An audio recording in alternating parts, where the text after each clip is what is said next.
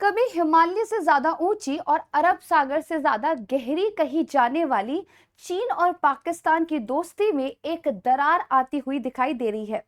आतंकवादी हमले, बढ़ता हुआ कर्जा और ग्लोबल राजनीति की चालें इस रिश्ते को इस हद तक तबाह कर चुकी है कि खबर ये आई है कि चाइना के प्रेसिडेंट चीन पाकिस्तान इकोनॉमिक कॉरिडोर से पीछे हट सकते हैं।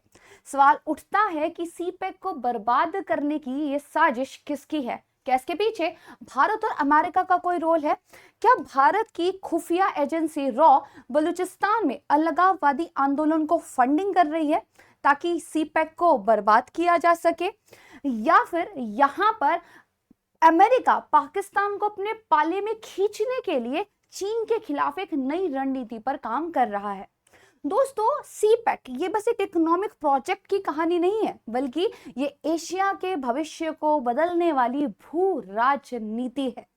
अगर आप न्यूज 18 की रिपोर्ट पर नजर डालेंगे तो यहाँ पर यह कहा गया है कि पाकिस्तान में चाइनीज सिटीजन पर आतंकवादी हमले बढ़ने की वजह से शी जिनपिंग काफी ज्यादा नाराज है और दरअसल अब वो सीपेक से हटकर अफगानिस्तान के रास्ते ईरान के लिए एक नए रोड प्रोजेक्ट पर काम करना स्टार्ट कर चुके हैं।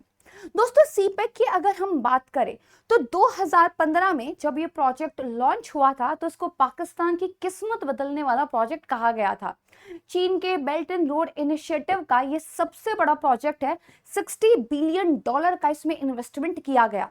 मकसद था पाकिस्तान को एक ग्लोबल हब बनाना और नई नौकरियां देना और पूरे एशिया को कनेक्ट करना। दरअसल ये चीन को पाकिस्तान ऑक्यूपाइड कश्मीर से होते हुए बलूचिस्तान प्रांत से जाते हुए ग्वादर तक जोड़ता था और ग्वादर इस सीपेक प्रोजेक्ट का एक सेंट्रल पॉइंट था। तैयारी तो पूरी की गई थी और यहाँ पर भारत के द्वारा बार बार ये कहने पर कि ये भारत की संप्रभुता के साथ एक खिलवाड़ है, कोई सुनवाई नहीं हुई थी। लेकिन 9 साल के बाद ये सपना टूटता हुआ नजर आ रहा है। सड़कें तो बन रही हैं, लेकिन भरोसा टूट रहा है।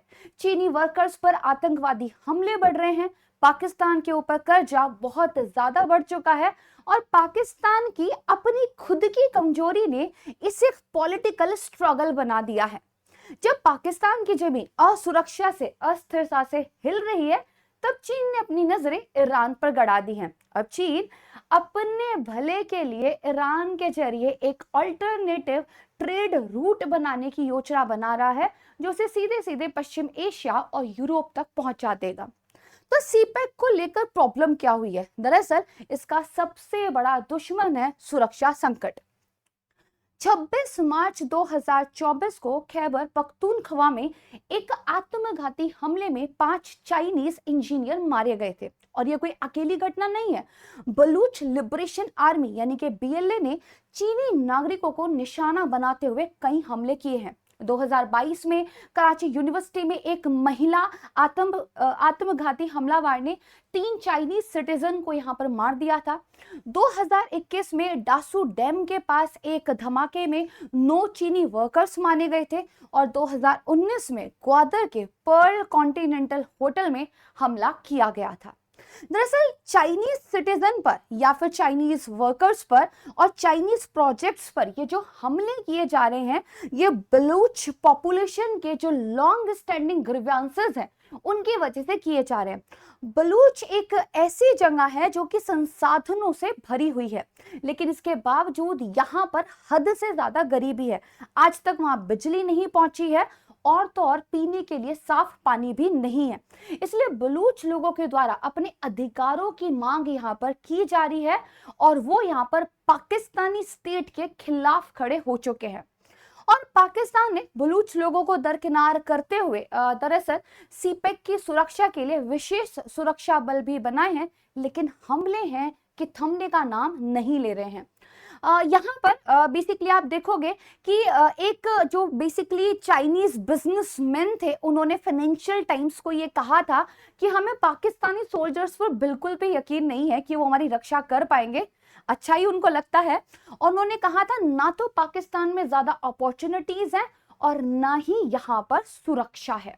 सुरक्षा को लेकर ये जो कंसर्न्स हैं ये बार बार जो है चीन में उठाई जा रही है। दरअसल दोस्तों, दूसरी सबसे बड़ी चुनौती आतंकवाद के बाद जो सीपेक के सामने आई है वो है पैसा। पाकिस्तान के अगर बाइलेटरल कर्जे की बात हम करें तो 72% कर्जा चीन के पास है, यानी कि लगभग 27 बिलियन डॉलर। और पाकिस्तान, जैसा कि हमेशा होता है, इसको चुका पाने में असमर्थ है। और इस्लामाबाद से बार बार चीन ये कह रहा है कि आप हमें डिलीवरी दीजिए, और इस्लामाबाद बार बार ये कह रहा है कि किसी भी तरीके से हमारे कर्जे का पुनर्गठन कर दीजिए। और इस पूरी कहानी में सिंध के जो गवर्नर हैं वो ये कह रहे हैं कि जो बलूचिस्तान पर अटैक्स हो रहे हैं उनके पीछे और कोई नहीं, भारत की सिक्योरिटी एजेंसी रॉ का हाथ है। आप देखोगे कि 28 अगस्त 2024 को ये बयान उनकी तरफ से दिया गया था। लेकिन बीजिंग का धीरे धीरे सब्र खत्म हो रहा है, कर्जा चुकाने में देरी है, और इससे पहले ही दासू डैम और तरबेला डैम जैसे प्रोजेक्ट निलंबित किए जा चुके हैं। 2 प्रोजेक्ट पहले सस्पेंड यहाँ पर हो चुके हैं। वहीं दूसरी तरफ आईएमएफ की तरफ से भी चेतावनी दी गई है कि हमने आपको जो कर्जा दिया है उसका इस्तेमाल अपनी जनता को खाना देने में कीजिए, ना कि चाइना के कर्जे को चुकाने में कीजिए। रॉ की क्या भूमिका है उस पर बाद में आएंगे, लेकिन यहाँ पर आप देखेंगे चाइना ने एक रोड पर कंस्ट्रक्शन स्टार्ट कर दिया है जो चीन को सीधे कनेक्ट करेगा ईरान से, और ये अफगानिस्तान से होते हुए जाएगा। और इसके बाद जो चीन है वो अपनी कनेक्टिविटी अफ्रीका और यहाँ पर यूरोप तक करने की तैयारी कर रहा है, यानी कि पाकिस्तान को बायपास करने की तैयारी यहाँ पर हो चुकी है। देखिए, ये जो मुश्किलें हैं, ये पाकिस्तान की जितनी भी प्रॉब्लम्स है, ये सिर्फ इंटरनल नहीं है। क्योंकि अगर हम भारत की बात करें तो आप देखेंगे भारत ने हमेशा से ही सीपैक को लेकर अपनी नाराजगी जाहिर की थी। भारत का साफ कहना था कि पाकिस्तान ऑक्युपाइड कश्मीर से होके जाता है, मतलब ये हमारी संप्रभुता के खिलाफ है, क्योंकि ये गलियारा गिलगित बाल्टिस्तान से होकर गुजरता है जो कि भारत के जम्मू कश्मीर का हिस्सा है, राइट। और पाकिस्तान के द्वारा कभी भी भारत की इन बातों पर ध्यान नहीं दिया गया।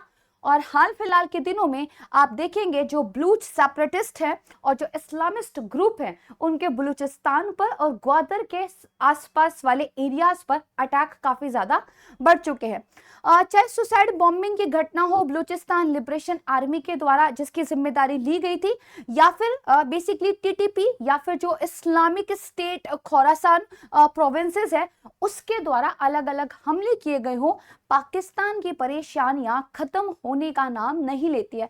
हमारी जमीन पर अगर आप इस तरह की एक रोड का कंस्ट्रक्शन करेंगे तो कीमत तो चुकानी पड़ेगी। तो यहाँ पे पाकिस्तान का आरोप है कि जो भारत की खुफिया एजेंसी है रॉ, वो यहाँ पर बलूचिस्तान लिबरेशन आर्मी की फंडिंग कर रही है।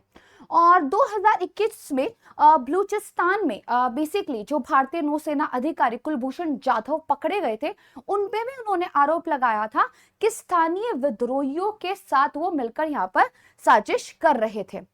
वहीं पर एक यूरोपीय डिसइन्फो लैब की रिपोर्ट भी आई थी जिसका ये कहना है कि भारत सीपैक के खिलाफ एक ग्लोबल प्रचार कर रहा है।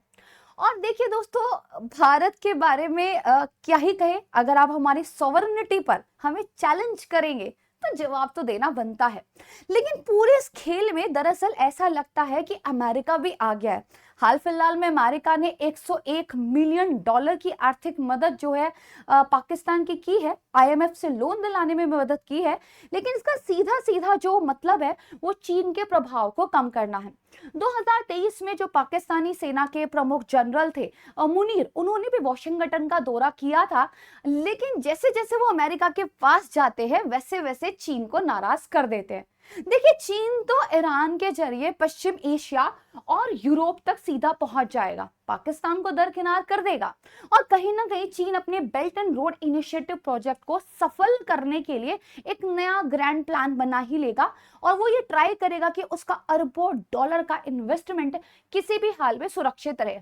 लेकिन चीन की ये दरकिनारी दरअसल पाकिस्तान के लिए बहुत बड़ा झटका हो सकती है, और दूसरी तरफ ये भारत और अमेरिका के लिए एक बहुत बड़ी रणनीतिक जीत भी हो सकती है। फॉर एग्जाम्पल बेसिकली यहाँ पर आप देखेंगे कि भारत पर ये आरोप लगाए गए हैं। ट्रिब्यून के अंदर एक रिपोर्ट आई थी कि दरअसल जो यहाँ पर पाकिस्तान के खिलाफ एक कॉन्स्पिरेंसी जो है इंडिया कर रहा है, वो भी रॉ के जरिए, जो कि एक इंडियन स्पाई एजेंसी है। और यहाँ पे ये भी कहा गया था कि जो अटैक्स की इंटेंसिटी है वो तब से ज्यादा इंक्रीज हो गई है जब से चाइना पाकिस्तान इकोनॉमिक कॉरिडोर पर काम इंक्रीज हो गया है। तो झटका तो ये पाकिस्तान के लिए है, राइट। क्योंकि देखिए, ये जो पूरा का पूरा कॉन्फ्लिक्ट यहाँ पे देखने के लिए मिल रहा है, भारत, चीन, पाकिस्तान, अमेरिका, ये सिर्फ एक आर्थिक परियोजना को लेकर नहीं है। ये सवाल है एक वैश्विक शक्ति संतुलन का, और ये सवाल है किसी देश की संप्रभुता को चुनौती देने का। अब बात ये उठती है कि क्या पाकिस्तान इस चुनौती को पार कर पाएगा, या फिर सी पैक एशिया के भू राजनीतिक नक्शे में एक इतिहास बन के रह जाएगा। आपका क्या मानना है, और क्या आपको ऐसा लगता है कि सी पैक एक असफल प्रोजेक्ट होने की कगार पर है? अपनी राय कमेंट में साझा कीजिएगा। और अगर ये वीडियो आपको जानकारीपूर्ण लगा है तो लाइक, शेयर एंड सब्सक्राइब करना ना भूलिएगा। आइए ऐसी ही ग्लोबल जियोपॉलिटिक्स की कहानियों को मिलकर समझते रहेंगे। और मुझे ये भी बताइएगा कि सिंध के गवर्नर की तरफ से जो रॉ पर इल्जाम लगाए गए हैं, क्या उनमें किसी प्रकार की हकीकत हो सकती है? So this is all from my side. Thank you so much everyone, and गर्व से कहिए जय हिंद।